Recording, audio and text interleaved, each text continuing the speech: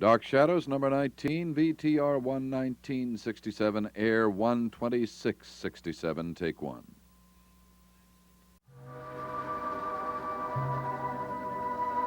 My name is Victoria Winters. I have come to a dark and desolate place. I do not know where I am or why I am here, but I only know that I am drawn by an unknown force.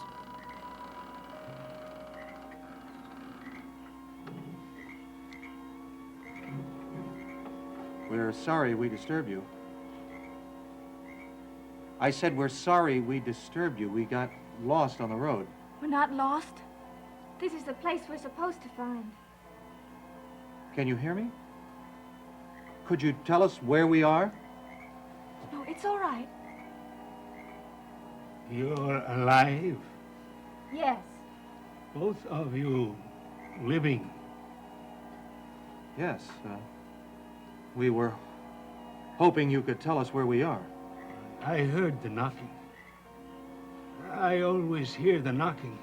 I open the door and they're never there. Who knocks on your door? They do. The children in the neighborhood, they play pranks on you?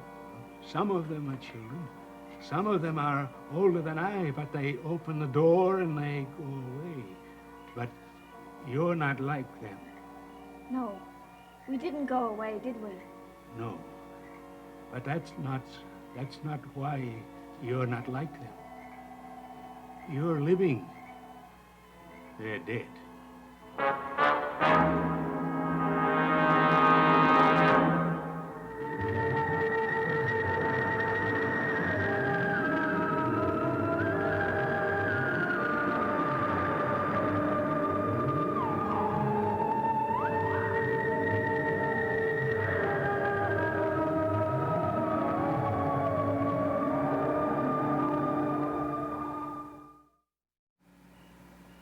Please, would you just tell us where we are and then we'll go away? Oh, don't go away. Everyone else has gone away so long ago, I can't remember. Don't you go, too. Where are we? You didn't read the names. We didn't see any names. It was too dark. We didn't even see a sign. No sign. Only the stones. You didn't read the names on the stones. Stones? The gravestones. The great name of Stockbridge is on almost all of them.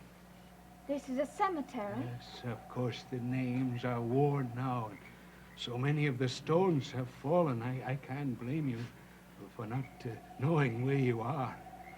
And you're the keeper. The earth is the keeper. I just open the door when they knock. May we come inside? Please. Please, come in.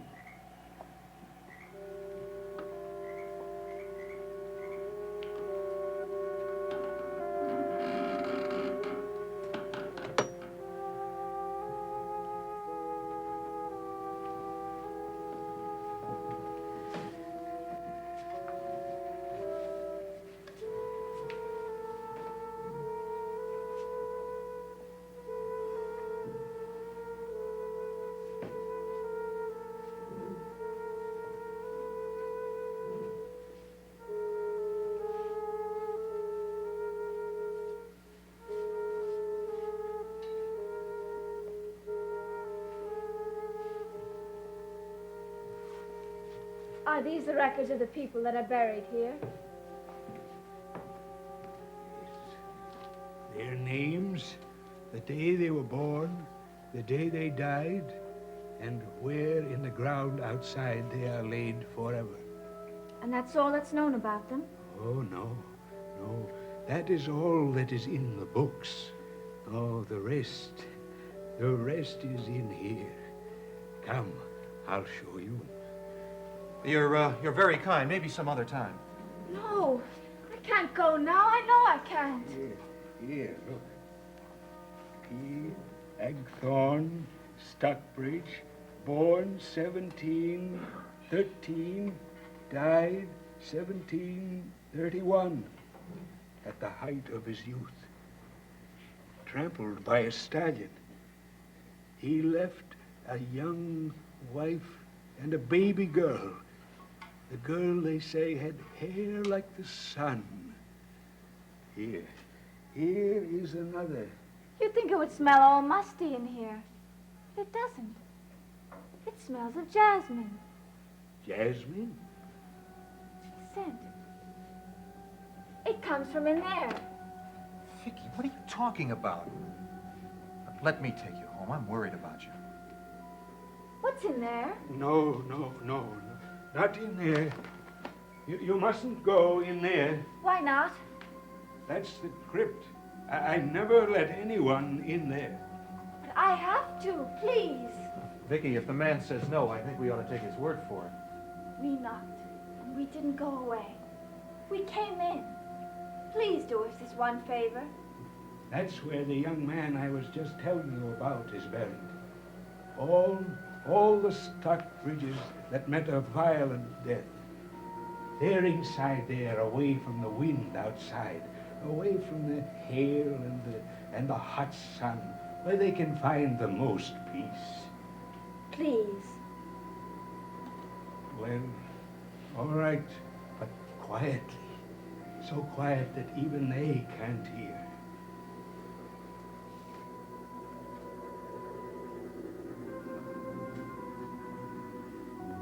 It's so musty in here I can hardly breathe. It smells of jasmine. See here. P. Agthorne Stockbridge, born 1713, died 1731. What does the P stand for? Paul? Peter? No, that I don't know.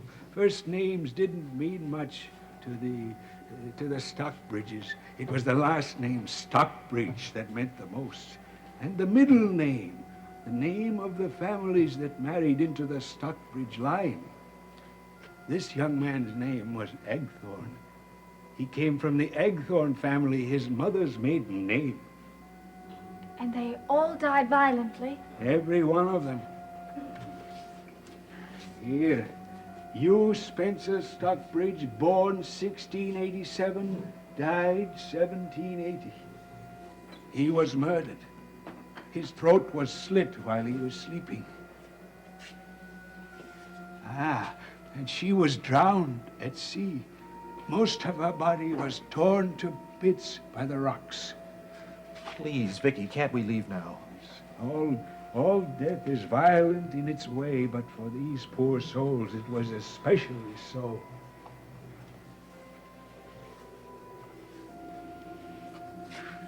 L. Murdoch Stockbridge, born 1735, died 1767. How did he die? Oh, not he. She burned to death. What was that name? L. Murdoch Stockbridge. L. Murdoch Stockbridge. A candle fell against the bed curtain. What body is in there is mostly ashes. Frank, I can't breathe. The air, please take me out of here. Vicky, look at that name. Look at it. It's so musty in here. Only a minute ago, it smelled of jasmine. Now, read that name, Vicky. L. Murdoch Stockbridge. Please take me away from here. L. Murdoch. I've seen that name on legal documents in the office 100 times. Laura Murdoch Collins. L. Murdoch Stockbridge. L. Murdoch Stockbridge died by fire.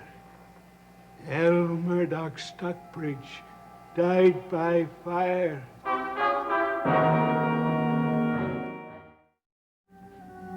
It's Josette Collins. Oh, no, we have no one here by that name. In the car, just before I asked you to turn off the road, I smelled jasmine. That's her special scent. And here again, L. Murdoch Stockbridge. Laura Murdoch Stockbridge. Her name was Laura? First names meant nothing to the Stockbridges. The middle name told where the blood came from. That's what they wanted to preserve, the bloodline. I think we can go now. None too soon for me. Oh, don't go, please. I opened the door and let you in. Please don't go. Thank you, but we really do have to go. Were you looking for something particular? No. But we found it anyway. What was it? We don't know. I don't understand. Neither do we. Thank you.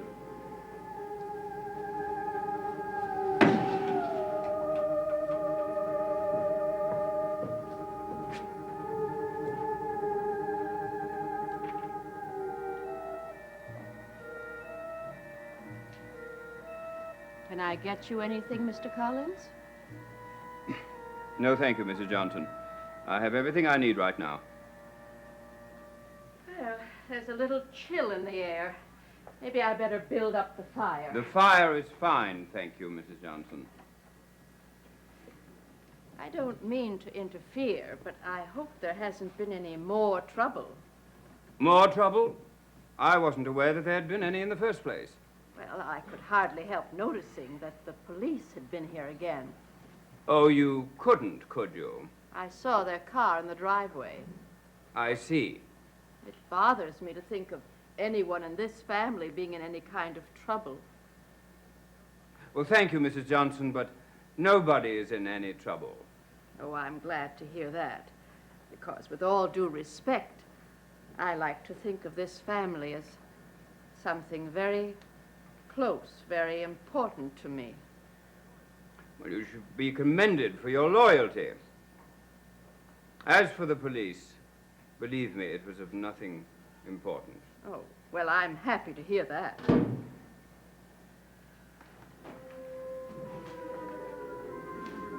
Oh, hello, Mrs. Johnson. Good evening, Mrs. Collins. Mrs. Johnson, there is something you can do for me if you wouldn't mind. Of course. I would like some coffee for my brandy. Very strong and very black. Would you go in the kitchen and make some, please? I think Mrs. Collins would enjoy a cup, too. Yes. Of course. Roger, Have you decided to make a full explanation? Roger, I've come to tell you that I don't have any more to say. Oh, please, Laura. What you tell the police is a matter of absolutely no interest to me.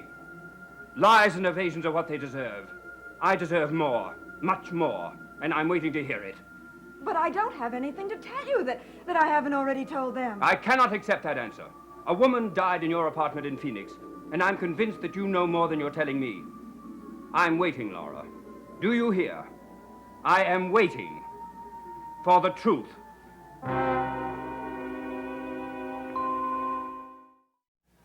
Well, Laura, Roger, what would you like to hear? Tell me exactly what it is and I'll say it. don't you understand?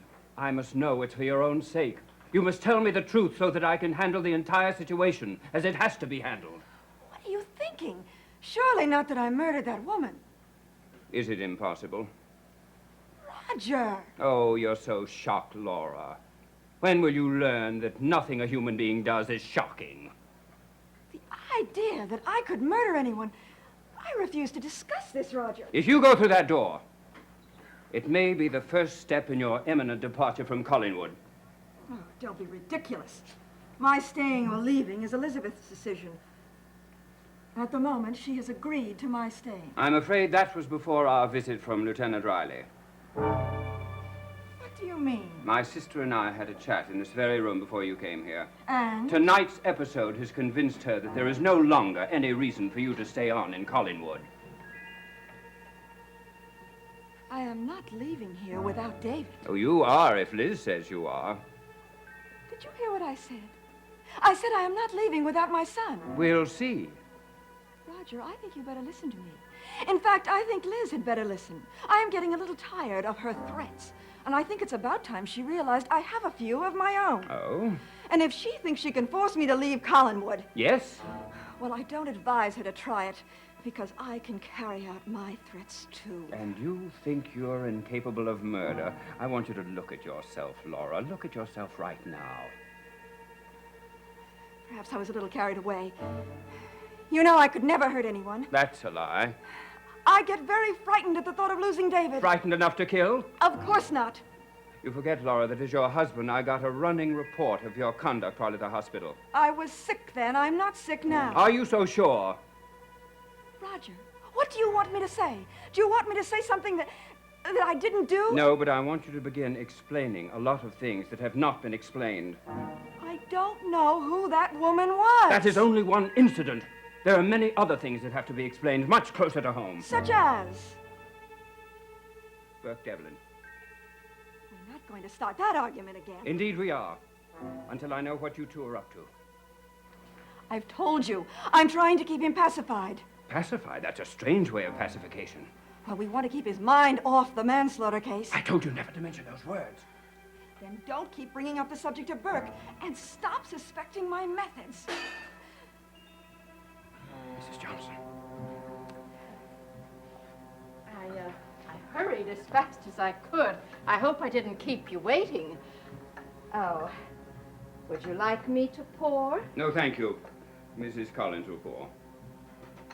Well, if that's all, I'd like to go to bed. If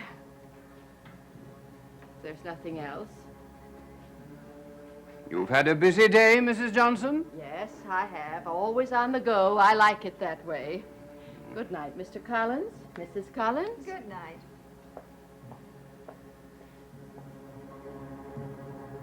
How much do you think she heard? I don't know. Maybe nothing. Maybe everything.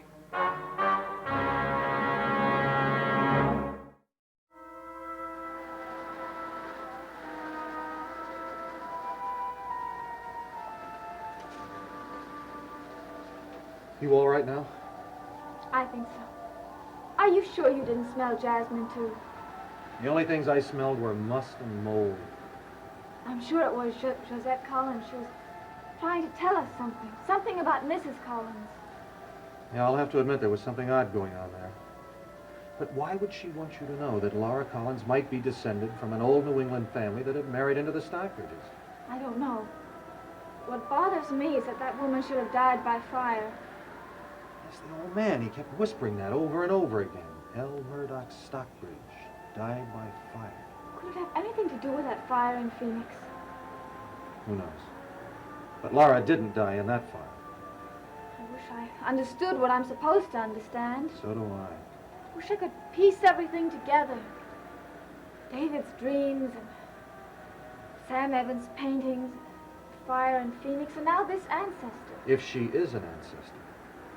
It seems connected, and yet so unconnected. I'm very tired. Would you like a drink before you go back? You make it a stiff one and you're on.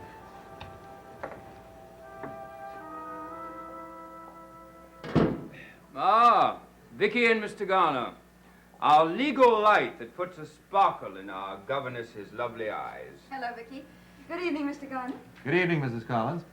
How are you, Roger? I'm not so sure for the moment. Brandy? Fine. Vicky, would you care to join our little merrymaking? No, thank you. Nothing for me. Would you like some coffee? Yes, thank you. Mrs. Collins, did you first come to Collinsport as a young woman? Well, I like to think that I came as a young woman the second time as well. I'm very sorry. What I meant was your family didn't come from Collinsport. No. Why the interest in my family? Well, the thing is that David is always talking about his family. He knows about the Collins side, but sometimes he speculates about your side of the family. I have nothing to tell him. Well, if he should ask you again, you just tell him that his mother comes from one of the oldest and finest families in the area. Frank, I have something to tell you. Oh? I was going to call you first thing in the morning, hoping to anticipate a call you can expect from Lieutenant Riley. Right. Roger, Must we talk about this tonight? My dear, there's nothing to talk about. I'm merely going to tell Mr. Garner what Lieutenant Riley told us. That is all. What did Riley have to tell you? Oh, something very amusing. Oh? Yes, that the authorities in Arizona, they're very diligent, you know. They have identified, beyond any question of doubt, who that woman was who burned up in the fire. They have? Yes, dental records, blood types, all of the things that modern science has invented to make this possible. And at last, the great mystery is solved. Well, I'm glad to hear that. Who was she? The lady who burned up in the fire has been proven to be, with absolute certainty, Laura Murdoch Collins. Laura Murdoch Collins died by fire. I think it's amusing, don't you? I think it's very amusing.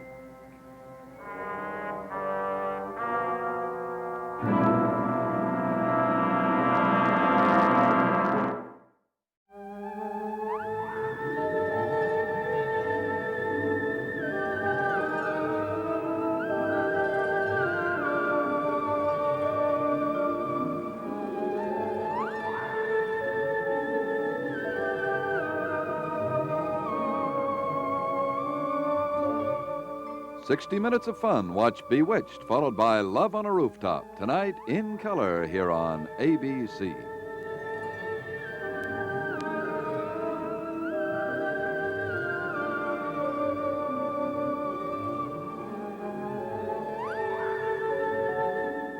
Dark Shadows is a Dan Curtis production.